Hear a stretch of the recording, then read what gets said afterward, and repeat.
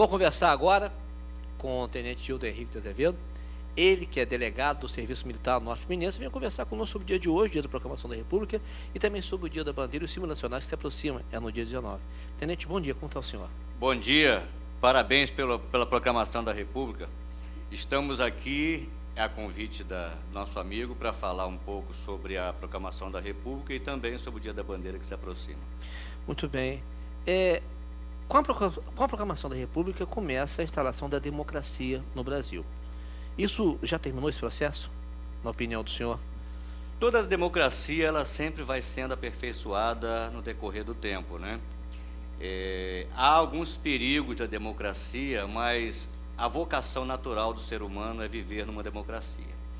Naquele dia de 15 de novembro, quando Deodoro, atendendo ao clamor da população, principalmente do Rio de Janeiro, pôs fim ao Império, o Brasil seguiu até os dias de hoje nos moldes da democracia.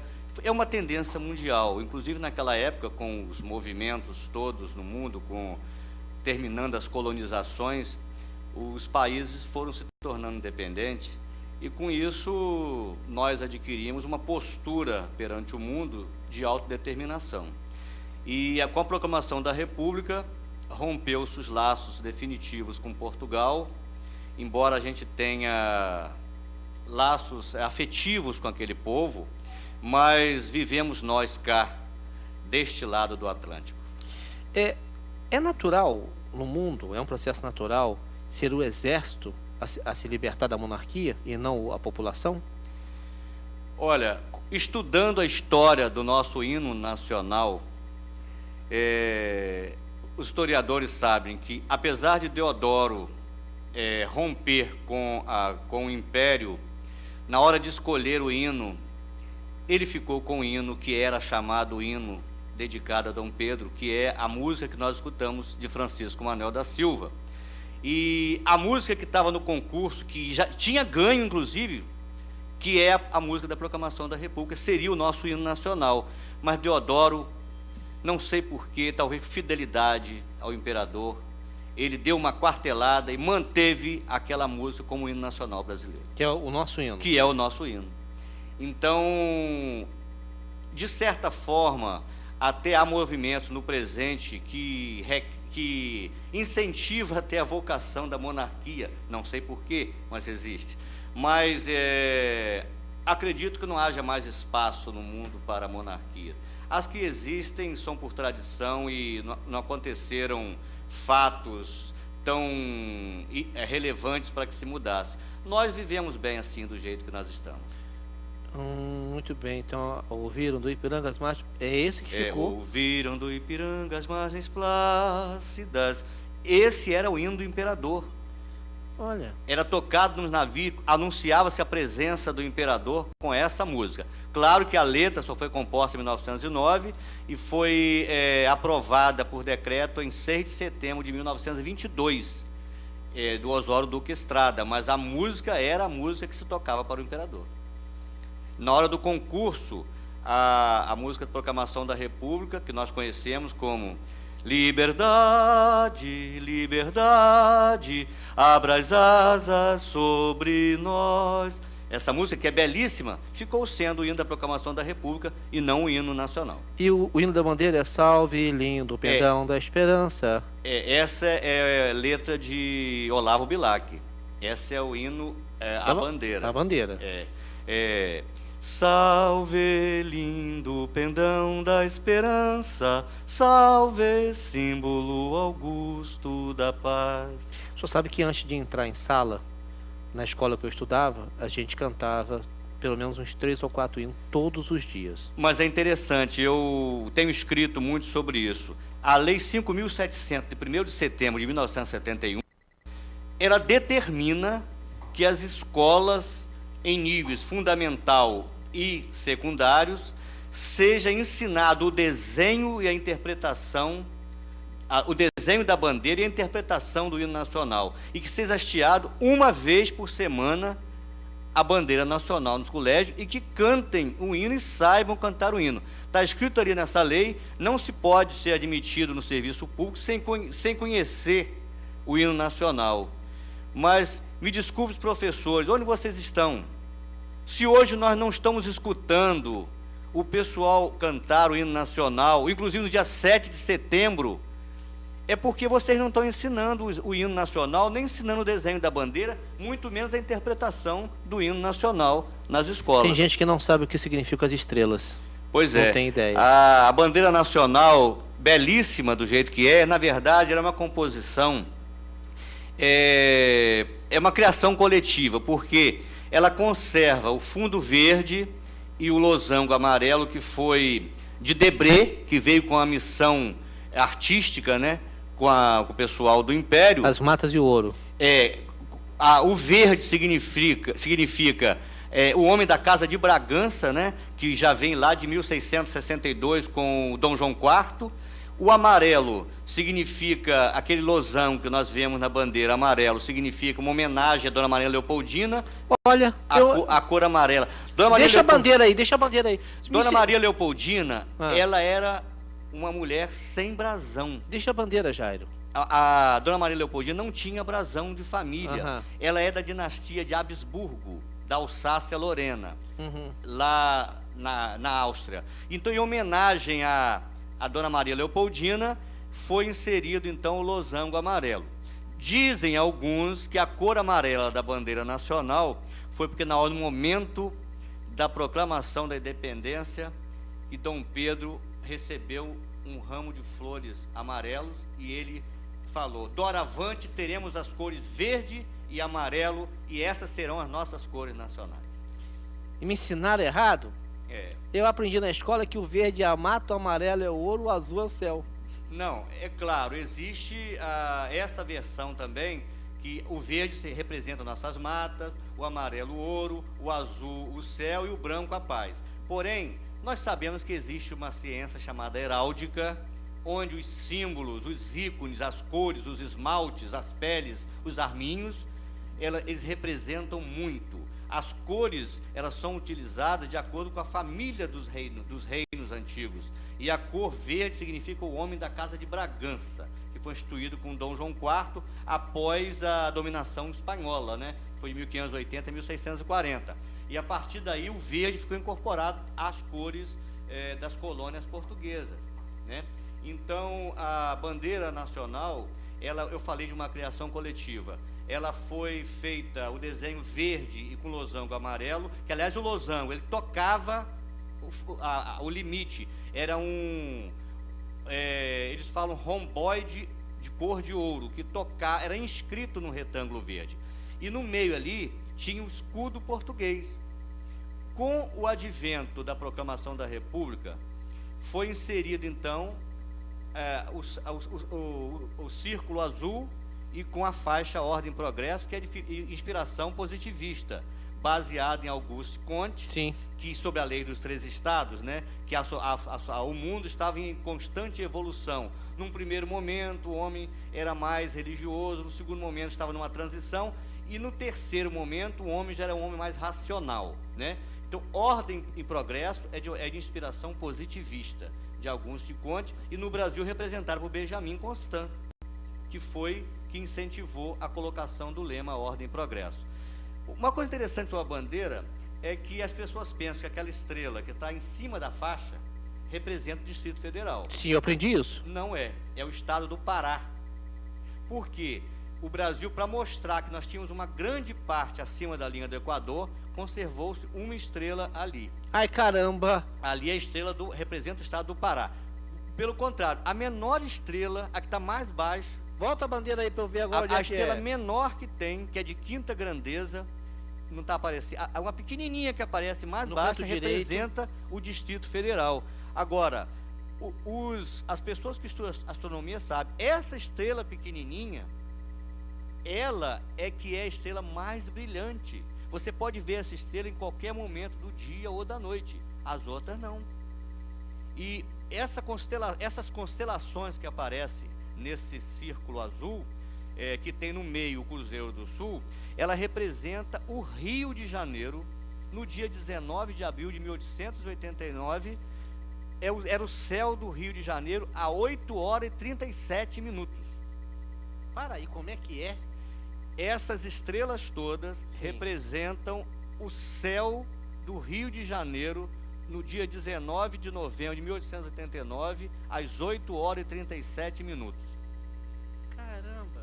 É que, na verdade, as pessoas que ajudaram na confecção da bandeira, eles eram pessoas ligadas à área de geografia e astronomia. É um céu diurno, mas essas estrelas estão nessa posição. E hoje, com a... O Distrito Federal é polar? Não, o Distrito Federal fica lá embaixo, a mais baixa que tem. Seria a estrela polar? Não, não é a estrela polar, é a Spica, certo? É a estrela, chama-se Spica, certo? É que fica mais embaixo. É uma estrela de quinta grandeza. Nós sabemos que as estrelas de quinta grandeza são muito importantes e ela brilha, está sempre no céu. É porque nós não vemos com o nosso olhar, mas ela existe. A toda hora ela está lá. Mesmo com o instrumento, as outras ficam difíceis de ver. Ainda sobre a bandeira que vai ser comemorada daqui a 4 dias, eu gostaria de falar o seguinte: a bandeira nacional ela tem que ser hasteada em dias de festa ou de luta nas repartições públicas. E se uma bandeira quiser se manter hasteada, isto é, se a autoridade quiser que aquela bandeira fique hasteada, tem que estar iluminada. Uma bandeira pode ser hasteada a qualquer hora do dia ou da noite, não importa. Normalmente ela é hasteada às 8 horas e arriada às 6. Porém, no dia 19 de novembro, que é o dia da bandeira, ela é hasteada ao meio-dia. E também eu queria dizer que se alguém tem alguma bandeira velha, rota, rasgada, suja, maltratada, ela deve ser entregue numa organização militar, porque a bandeira não pode ser rasgada. Ela é incinerada com um ritual onde se canta o hino da bandeira, depois ela é jogada às cinzas. Tenente, tem um outro detalhe interessante também, que a pessoa, segundo a legislação, não pode se vestir com as roupas da bandeira. Claro, a legislação de 71, ela tem todas as normas que dizem respeito à utilização dos símbolos nacionais. Ali falam muitas coisas, inclusive sobre o hino, né, que você não pode fazer versões, e nós temos aí versões até bonitas, como a da Fafá de Belém, agora recentemente no Pan-Americano, quando a Elza Soares deu um show de interpretação que emocionou a todos, mas perante a lei isso não é permitido, né? Tem que se cantar em uníssono, certo? E sobre o hino eu queria falar uma coisa. Muita gente cobra que as pessoas não cantam o hino durante apresentações de futebol, que às vezes retiram a música, que cortam a música no meio.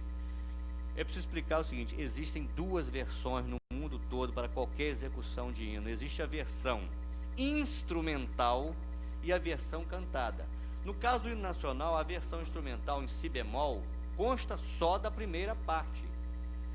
E se você quiser cantar, pode até cantar, tem que ser uma versão em Fá maior, e aí sim canta-se todo. Para não demorar muito durante a solenidade, só se toca a versão instrumental, e não é para cantar, é só para ouvir. E caramba, como é que eu vou saber qualquer uma, qualquer outra quando começa? Quando o mestre de cerimônia diz: convidamos a todos para juntos cantarmos o hino nacional. Se não houver essa coisa do mestre de cerimônia, é só para ouvir. Certo? Outra curiosidade: eu estava fazendo uma palestra na Academia Campista quando o Anoeli Maciel, entende o que eu estou falando, eu estava falando. Falecido. O falecido e mestre Anoeli Maciel. A versão em si bemol, um homem normal não consegue cantar. Aquela música que se toca no achamento da bandeira, ela tem um tom fino. A gente não consegue cantar, acompanhar aquilo não. E ela foi feita assim, para atender aos instrumentos. Se for para cantar, tem que ser a versão em Fá maior, com a C mínima em 120. Eu também sou músico. Não, isso eu percebi desde o começo, né? Para entender tanto assim. Caramba, é muito detalhe. Eu não sabia que era tão complexo. Sobre os símbolos nacionais, muita gente pensa que o símbolo é só a bandeira e o hino. Nós temos ainda as armas nacionais, que o pessoal chama de brasão da República. Sim. E temos ainda o selo nacional. O brasão da República só deve ter na roupa do senhor, né? Não, aqui não há. É aquele que aparece nos timbres oficiais dos papéis timbrados do Senado Federal. Que tem Você conseguiu aí, Gustavo, o Armas brasão? da República, que tem uma descrição heráldica belíssima, e vem escrito ali 15 de novembro de 1889, Proclamação da República. Temos ainda o selo nacional, que é uma espécie de carimbo, que a gente usa como um lacre. Então, nós temos 3 símbolos. 4 símbolos. 4 símbolos. Hino, bandeira, armas e selo nacional. São 4.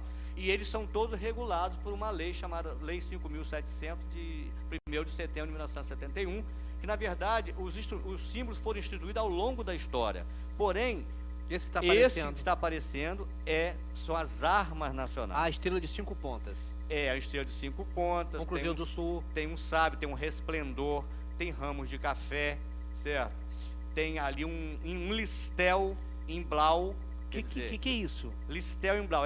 É aquela faixa azul onde está escrita República Federativa do Brasil, que antes, quando foi instituído, era República dos Estados Unidos do Brasil. Sim. 15 de novembro de 1989. Mas tenente, eu só falou que tem um sabre ali, onde? Sabre é uma espécie de espada cravada ali, não está vendo não? O nome é sabre? Tem uma espada, o nome é sable. Certo? É um sabre né? Que sustenta o escudo. Que sustenta o escudo. Este símbolo, ele tem uma descrição heráldica belíssima. E o ramo de acácia? Não é acácia, é café. É café? Acanto e café, certo? De um lado é café. Segundo a heráldica, os símbolos não podem ser circundados por elementos simétricos. Isso faz parte da heráldica, certo? Se tiver uma cor de um lado, não pode ter do outro, certo? Não pode ser simétrico. Aquilo ali atrás é chamado de resplendor, certo? Onde se apoia o símbolo, aquela parte amarela última lá de trás. Depois nós temos ali a estrela de 5 pontas, que todo mundo conhece. Tem no meio o Cruzeiro do Sul estilizado. Esse está meio ultrapassado. Tem que ter ali 26 estrelas, que foi instituído em 1992, quando parou de se criar estados. Então, atualmente nós temos 26 estados, né? Atualmente temos 26 estados. O Cruzeiro do Sul tem que ter 26 estrelas? Não. Na representação do céu que aparece na bandeira, aparecem 26 estrelas. Lembra da bandeira? Tem 26? Essas 26 têm que estar contornando aquele círculo, além do Cruzeiro do Sul. Curiosidade, sabia quais são as 5 estrelas do Cruzeiro do Sul?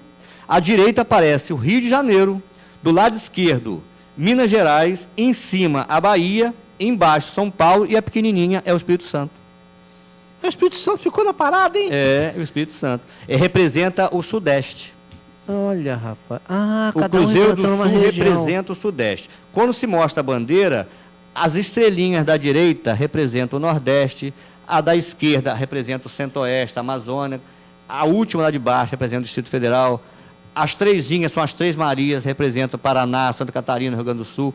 Existe toda uma simbologia. Tenente, tem que ser feito um curso disso, tem que ser ensinado nas escolas, porque isso eu não aprendi nunca. Estou aqui surpreso de saber que não, tem é tanta porque coisa. Geralmente é muita informação, né? É muita informação. Observa ali as estrelas. Na bandeira do Brasil. Do Brasil. São 26 estrelas, incluindo a do Pará, que fica em cima da faixa. Então a faixa ali representa o Equador? Sim, teoricamente representa o Equador. Existem 10 versões para a colocação dessa faixa aí. Rio Amazonas, Equador, para dar um sentido de terceira dimensão à esfera. Sim. Sem a faixa não haveria uma terceira dimensão. Sim. Representa a paz e a que eu acredito seja mais honesta, a teoria de que foi somente para se colocar o lema positivista, ordem e progresso. Para ter uma faixa. Para poder ter uma faixa, poder realçar o ordem e progresso escrito em verde, teria que ter um fundo claro. Eu acho que essa é a que mais me convence. Então nós temos uma série de estrelas à direita, está vendo lá embaixo? À direita é só o estado do Nordeste, no centro tem o Sudeste. Que é o Cruzeiro do Sul, né? Que é o Cruzeiro do Sul.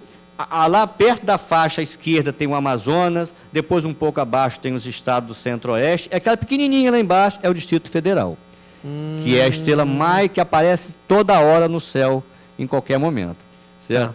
Aí está, então, a belíssima estrela, a bandeira brasileira. Sabia que, curiosidade, bandeiras do mundo que têm estrelas são 96 países. Porém, a que tem exatamente o Cruzeiro do Sul são 6 países, incluindo a Austrália, Samoa, certo? Tenente, agora, desculpa, eu estou impressionado realmente com o nível de informação que o senhor tem, né? Mas eu não posso pegar uma bandeira do Brasil, por exemplo, num jogo de futebol e me enrolar nela, né? Olha, nós como brasileiros, nos emocionamos a ponto de perdoar essas atitudes. O que nós não perdoamos é se cuspir na bandeira, como um certo cantor fez, ou se pisar na bandeira, ou se rasgar ou queimar a bandeira. Então, essa permissão seria um consenso nacional de amor à pátria. Eu sei que não se pode cantar o hino nacional com arranjos especiais, mas quando eu vejo a Elza Soares cantando no Pan-Americano daquele jeito, a gente tem que perdoar. Agora, tenente, por que que o americano, ele coloca sempre a bandeirinha dos Estados Unidos na porta da casa dele? E quando isso acontece no Brasil, a gente logo pensa que é um estrangeiro que está morando ali. Olha, eu conheço alguns países, nós ficamos muito a desejar com o nosso patriotismo, né? Porque a gente vai em outros países, a bandeira é colocada em tudo quanto é canto. A gente olha no Chile, você vai naquele país pequenininho, no cima do morro tem uma bandeira gigantesca, certo? Nas casas, em todos os lugares. Nós aqui, quando tem bandeira na mão de alguém, ou é futebol, ou então 7 de setembro. Copa do Mundo. Copa do Mundo ou 7 de setembro. E agora, mais recentemente, até escrevi um artigo sobre isso, no 7 de setembro agora estão até substituindo as bandeirinhas do Brasil por santinhos de candidato.